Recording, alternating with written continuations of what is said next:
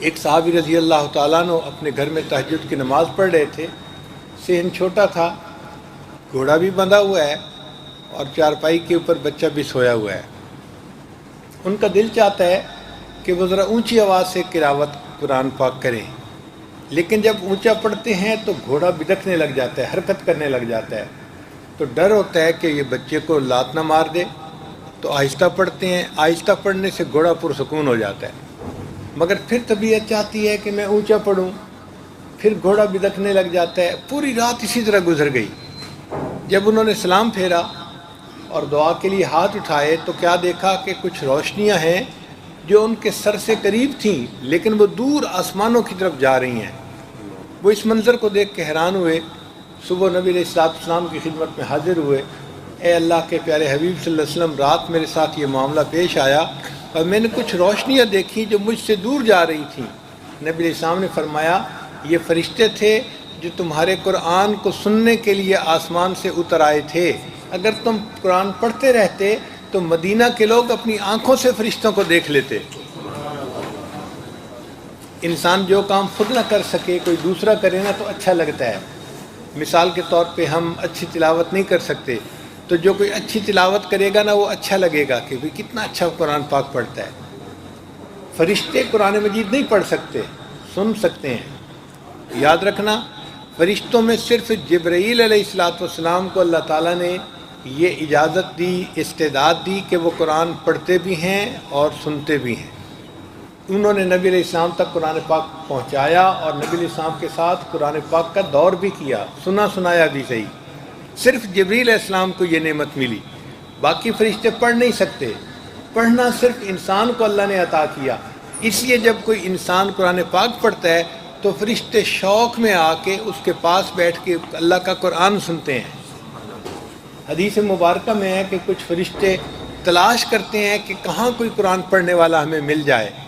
تو جہاں کوئی بندہ قرآن پاک پڑھ رہا ہوتا ہے فرشتے اس کے پاس آتے ہیں، اس کے قریب ہوتے جاتے ہیں.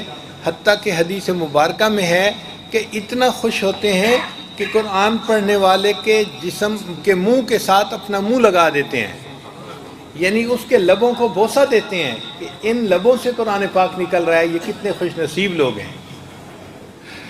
آپ اندازہ لگائیے کہ اللہ کے فرشتے جس بندے کے منہ کو بوسہ دیں وہ کتنا خوش نصیب انسان ہوتا ہے. چنانچہ امام عاصم رحمۃ اللہ علیہ قرآن مجید کے بڑے مشہور قراء میں سے گزرے ہیں، ہم انہی کی روایت پہ پڑھتے ہیں. تو وہ مسجد نبی میں قرآن مجید پڑھاتے تھے اور ان کے منہ سے بڑی خوشبو آتی تھی. جو بندہ بیٹھتا وہ محسوس کرتا کہ واقعی بہت خوشبو آتی ہے، اور عجیب کستوری کی خوشبو تھی. ایک شاگرد پیچھے پڑ گیا، حضرت آپ منہ میں کیا استعمال کرتے ہیں جو اتنی خوشبو آتی ہے؟ انہوں نے فرمایا بھئی میں تو کوئی الائچی وغیرہ استعمال نہیں کرتا، حضرت خوشبو آتی ہے. ان کا ہاں خوشبو آتی ہے مگر میں کوئی چیز یوز نہیں کرتا. حضرت بتائیں کیوں آتی ہے؟ اب وہ انکار کرتے تھے، ادھر سے اصرار ادھر سے انکار، ادھر سے اصرار ادھر سے انکار. اب کچھ لوگ ہوتے ہیں لسوڑے کی طرح چمٹ جاتے ہیں، وہ بھی لگا رہا پوچھتا رہا.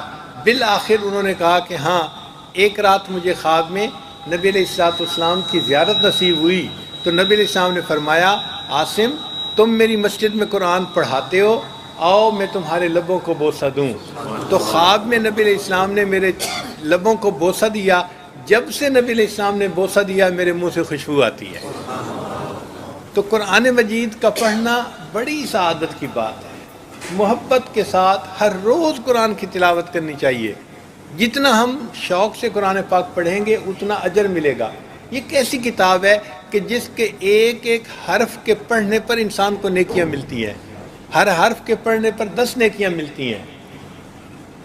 اس لیے فرمایا تبرک بالقرآن فإنہ کلام اللہ، قرآن پاک سے برکت حاصل کرو، یہ اللہ کا کلام ہے. تو یہ اللہ کا کلام ہے اور ہماری زندگی میں برکتیں بھر دیتا ہے، زندگی کی پریشانیوں کو دور کر دیتا ہے، انسان کو عزتیں دلا دیتا ہے، انسان کے ایمان کو پختہ کر دیتا ہے، مضبوط کر دیتا ہے.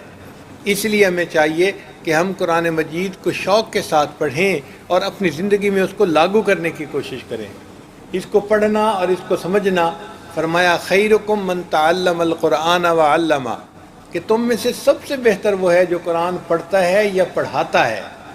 تو قرآن مجید کے ساتھ محبت کا تعلق پیدا کریں، پھر دیکھیے اس کی برکتیں زندگی میں کیسے جو ہے وہ سامنے آتی ہیں۔ صحابہ رضی اللہ تعالیٰ عنہ قرآن مجید کے عاشق تھے، قرآن مجید کو پڑھا کرتے تھے، تہجد میں بھی پڑھتے تھے اور دن کے مختلف حصوں میں بھی قرآن مجید کی تلاوت کرتے تھے۔ اس کی وجہ سے ان کی زندگی میں برکتیں آ گئی تھیں، اتنا پڑھتے تھے کہ اللہ رب العزت ان کے قرآن پڑھنے پہ خوش ہوتے تھے۔ چنانچہ ایک صحابی تھے ابن کعب رضی اللہ تعالیٰ عنہ، یہ بڑے عالم صحابی تھے، قرآن پاک بہت اچھا پڑھتے تھے، قاری تھے۔ تو ایک مرتبہ نبی علیہ السلام نے انہیں فرمایا، ابن کعب تم مجھے سورہ بینہ سناؤ۔ تو ابن کعب نے بڑے حیران ہوئے، اے اللہ کے حبیب صلی اللہ علیہ وسلم، قرآن مجید تو آپ پر نازل ہوا، ہم آپ کے سامنے پڑھیں؟ تو نبی علیہ السلام نے فرمایا ہاں ہاں آپ میرے سامنے پڑھو۔ تو نبی علیہ السلام کی بات سے ان کو اندازہ ہو گیا کہ اوپر سے اشارہ آیا ہے، تو انہوں نے آگے سے ڈائریکٹ سوال پوچھا، اے اللہ کے حبیب صلی اللہ علیہ وسلم، اللہ سمانی، کیا اللہ تعالیٰ نے میرا نام لے کر فرمائش کی ہے؟ نبی علیہ السلام نے فرمایا ابن کعب ہاں، نام اللہ سماک، اللہ نے تمہارا نام لے کر کہا ہے۔ ابن کعب سے کہو قرآن پڑھے، محبوب آپ بھی سنیں گے، میں پروردگار بھی سنوں گا۔ آپ سوچئے، قرآن مجید بندہ پڑھے، اللہ رب العزت اس کو سنتے ہیں۔ حدیث مبارکہ میں ہے کہ گانا گانے والی کا گانا اتنی توجہ سے کوئی نہیں سنتا جتنی توجہ کے ساتھ اللہ قرآن پاک پڑھنے والے بندے کے قرآن پاک کو سن رہے ہوتے ہیں، اتنی توجہ سے اللہ قرآن پاک کو سنتے ہیں۔ اب ہم قرآن پاک پڑھیں اور اللہ تعالیٰ اس کو اتنی توجہ کے ساتھ سنیں، کتنی بڑی سعادت کی بات ہے۔ اس لیے قرآن پاک کی تلاوت کا معمول ہونا چاہیے، کھانا بے شک ہمارا اس میں ناغہ ہو جائے، قرآن پاک کی تلاوت میں ناغہ نہیں ہونا چاہیے۔ اس سے زندگی میں برکتیں آئیں گی، گھر میں برکتیں آئیں گی، اور جس گھر میں قرآن مجید پڑھا جاتا ہے وہ آسمان والوں کے نزدیک اس طرح چمکتا ہے جس طرح زمین والوں کے نزدیک آسمان پہ ستارے چمک رہے ہوتے ہیں۔ تو ہمارے گھر میں قرآن پڑھا جائے گا، ہمارا گھر زمین کے ستارے کی طرح چمک رہا ہوگا، تو برکتیں آئیں گی ہمارے گھر میں۔ اس لیے قرآن مجید بچوں کو بھی پڑھائیں، عورتیں بھی پڑھیں، اور سب اپنے گھر میں قرآن پاک کی تلاوت روزانہ کریں تاکہ ہمارے گھر برکتوں کا خزانہ بن جائیں۔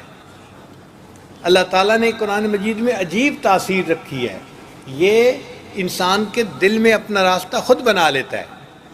ایک مرتبہ مجھے 1 مہینے کا سفر کرنے کا موقع ملا امریکہ میں۔ مصر کے مشہور قاری تھے عبد الباسط عبد الصمد، بہت اچھا قرآن پاک پڑھتے تھے۔ آپ کبھی ان کی تلاوت سنیں تو آپ حیران ہو جائیں گے کہ کتنا اچھا قرآن پاک پڑھتے تھے۔ وہ قرآن پاک کی تلاوت کرتے تھے اور میں اس سے متعلقہ کچھ مضمون اردو یا انگلش جیسا مجمع ہوتا ایسے بیان کر دیا کرتا تھا۔ تو 1 مہینہ چونکہ قریب رہنے کا موقع ملا تو کافی آپس میں تعلق ہو گیا تھا۔ ایک مرتبہ ان سے کسی نے کویسچن پوچھا، قاری صاحب آپ اتنا اچھا قرآن پاک پڑھتے ہیں تو آپ نے کبھی کوئی قرآن پاک کا معجزہ دیکھا؟ ان کا ہاں میں نے تو کئی مرتبہ دیکھا۔ قاری صاحب بتائیں؟ تو قاری صاحب نے کہا کہ ایک مرتبہ مصر کے جو صدر تھے جمال عبد الناصر، وہ مجھے اپنے ساتھ رشیا لے کے گئے، اور رشیا میں تو کمیونسٹ تھے، تو وہاں تو مذہب کو، دین کو، خدا کو ماننے والا ہی کوئی نہیں۔ ان لوگوں کے پاس انہوں نے میٹنگ کی، اور میٹنگ کے بعد انہوں نے پھر ان سے کہا کہ جی میرے ساتھی ہیں، آپ کے سامنے کچھ پڑھیں گے۔ تو وہ تو نہیں سمجھے کہ کیا پڑھیں گے، مگر مجھے صدر صاحب نے اشارہ کیا کہ ان کے سامنے قرآن پڑھو۔ قاری صاحب کہتے ہیں میں نے ان کے سامنے قرآن پاک پڑھنا شروع کیا۔ جب میں نے قرآن پاک کا رکوع مکمل کیا تو میں نے دیکھا کہ 5-6 بندے جو سامنے بیٹھے تھے وہ آنسوؤں سے رو رہے تھے۔